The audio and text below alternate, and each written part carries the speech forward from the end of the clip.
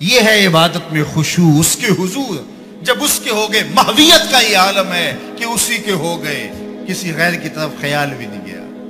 اللہ اکبر، کسی اور کی طرف دیکھیں کیوں، کسی اور کی طرف تکیں کیوں، جب نظارے اس کے ہیں نگاہوں میں، جب خیال اس کے ہیں۔ وہ نماز پڑھ رہا تھا کوئی شخص، تو مجنوں آگے سے گزرا، تو نمازی نے نماز توڑ کے اس کے منہ پہ تھپڑ مارا۔ تمہیں پتہ نہیں نمازی کے آگے سے نہیں گزرتے؟ اس نے کہا میں دیکھا نہیں، میں نے دیکھا نہیں، میں ایک عورت کی محبت میں ایسا گرفتار تھا کہ مجھے ہوش نہیں رہا، لیکن افسوس تم پر، تم رب کی محبت میں مجھے دیکھ رہے تھے۔ تو محویت کا عالم بس طاری ہے، اس نماز اپنے اوپر طاری کر رہے ہیں، اس کے حضور کھڑے ہیں۔ اللہ اکبر۔ فَمَا وَالَّذِينَ هُمْ لِأَمَانَاتِهِمْ وَعَهْدِهِمْ رَاعُونَ۔ نماز ہے تو محویت تک اپنی عصمت کا جوہر ہے، تو اس کے گرد پہرے بٹھائے ہیں۔ مجال ہے کہ عصمت کے جوہر کو داغ بھی لگنے پائے، مجال ہے کہ خیال بھٹکنے بھی پائے، سوچوں میں آوارگی آنے پائے۔ یہ خیال جب جمع ہوا ہے کہ میرا اللہ مجھے دیکھ رہا ہے، پھر بند کوٹری میں بھی جرم نہیں ہوتا۔ آپ نہیں دیکھتے کہ سارے دروازے بند کر کے بت کے اوپر موٹا کھیس ڈال کے زلیخا بولتی ہے تلک یوسف آ جاؤ نا، اب تو کوئی نہیں دیکھ رہا۔ کالا معاذ اللہ، جناب یوسف کہتے ہیں میں اللہ کی پناہ میں آتا ہوں، تو اس بے نور آنکھیں رکھنے والے اس پتھر کے مادو سے بھی حیا کرتی ہے، اس سے بھی پردہ کر دیا، جس کی بے نور پتھریلی آنکھیں دیکھتی بھی نہیں ہیں، تو میں اس سے حیا نہ کروں جو ساتویں کوٹڑی میں بھی دیکھتا ہے۔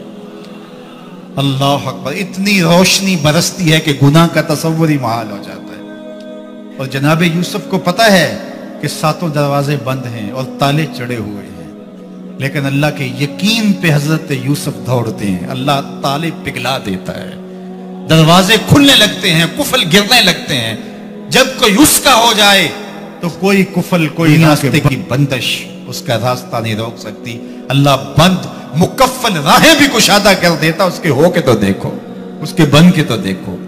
تو اس کے جب تم بنو گے تو پھر سرخروئی تمہیں ملے گی۔ تو بند کوٹریوں کے اندر بھی جرم کرنے سے بندہ رک جاتا ہے۔ یہ تصور جب بندے کا ہوتا ہے میرا مالک ہے اور میں اس کا بندہ ہوں، اور میں اس کے حکم کے بغیر تو اپنے اعضائے بندیاں کو بھی جنبش نہیں دے سکتا، تو یہ اس بندے کی صفات ہیں۔ پھر آگے ارشاد فرمایا والذین هم علی صلواتہم یحافظون، یہ خوش نصیب وہ لوگ ہیں جو اپنی نمازوں کی محافظت کرتے ہیں۔ اب دیکھیے، انسانی زندگی کا مختصر نصاب تھا جس میں اس کے تمام پہلوؤں کو لانا تھا، لیکن اللہ نے اس مختصر مضمون کے اندر نماز کا ذکر 2 دفعہ کیا۔ اس سے اس بات کا اندازہ کرنا ہوگا نماز کتنی اہم ہے۔ نماز کے بغیر جو اپنی زندگی گزارتے ہیں ان کی زندگی میں سوائے ٹینشن اور دکھ کے اور ہو کیا سکتا ہے۔ خشوع کے ساتھ نماز کرنا سیکھو، نماز پڑھنے کے بعد آپ ہلکے پھلکے پاؤ گے اپنے آپ، رقت کے ساتھ اللہ کے حضور گڑ گڑاتے ہوئے سجدے کرو، اس کا اپنا سرور پاؤ گے۔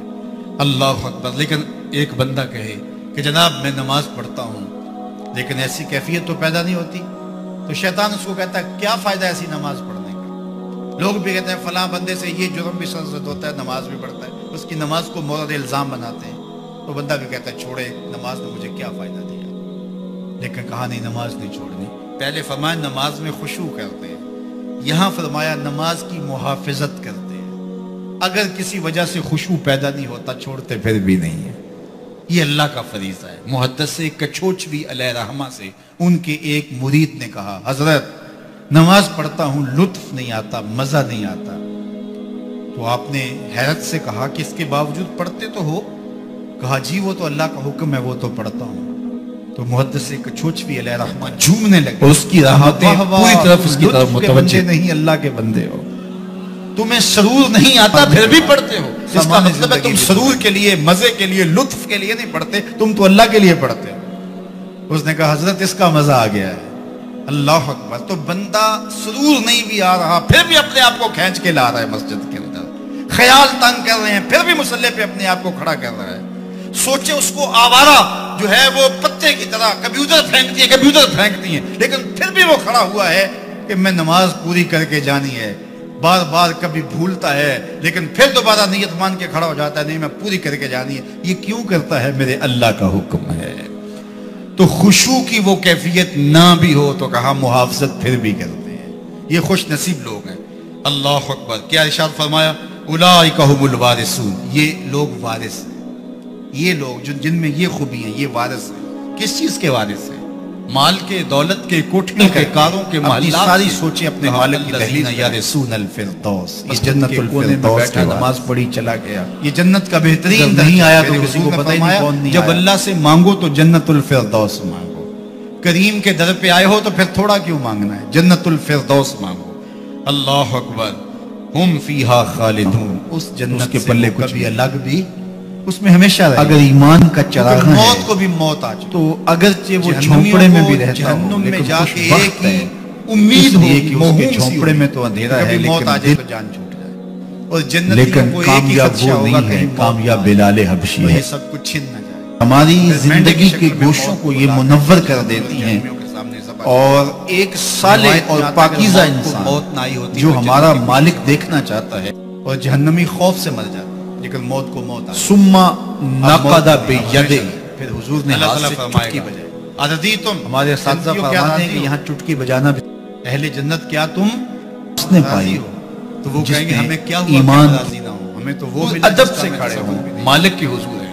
قوموا للہ قانتین. محلات کو اس کے حضور پورے عزت سے ان کے سب سے آخر میں اس حالت کے اندر کھڑے ہوں. سب سے آخر. تو جب انسان اس حالت کے اندر چند لمحے کھڑا ہوتا ہے اس کی طبع کے اوپر دقت پیدا ہوتی ہے. اس کو جنت میں کتنی جگہ. تو یہ نماز کا خشوع ہے. جو بندہ اور اہل ایمان کی علامت یہ ہے کہ وہ نمازوں میں خشوع کرتے ہیں. جو اس سے تھوڑا سا اللہ کے حضور حاضر ہوتی ہیں اور گڑ گڑاتے ہیں. جو اس سے پہلے آیا اللہ اکبر. یہ اہل ایمان کی علامت بتائی گئی. سب سے آخر یہ سب سے پہلی علامت بتائی گئی. الذین هم فی صلاۃ. وہ سب سے بڑا گنہگار ہوگا. آپ کا مقابلہ اور جہنم کے رگڑے سہ سہ اس کے بعد باندھ لیے تو سب سے آخر. بخاری شریف میں تذکرہ موجود ہے. اللہ کے حضور حاضر ہوگا اور اللہ اس بندے کو کہے گا بتا کیا چاہیے. وہ کہے گا مالک مجھے یہ چاہیے. اللہ فرمائے گا لک ما تمنیت. جو تو نے آرزو کی جات سب کچھ میں نے تیری جھولی میں ڈال دیا. اب جنت میں چلا جائے. اب اس کو تو یہ ہوگا سایہ دیوار میں جگہ مل جائے تو ایسے باندھ. جنت کے جو منصب و عزت کے گالوں تو کافی ہے. وہ اپنی نماز میں خشوع کرتے ہیں. والذین هم عن اللغو. کافی ہے. اس کے لیے ایک ایک سانس قیمتی ہے. آراف کو جگہ مل جائے تو کافی. علامت بتائی گئی.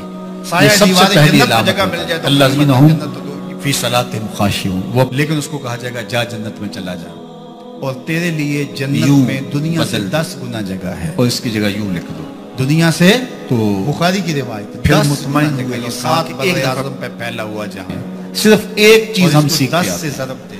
ماں کی چھاتی سے دودھ کیسے نچوڑ.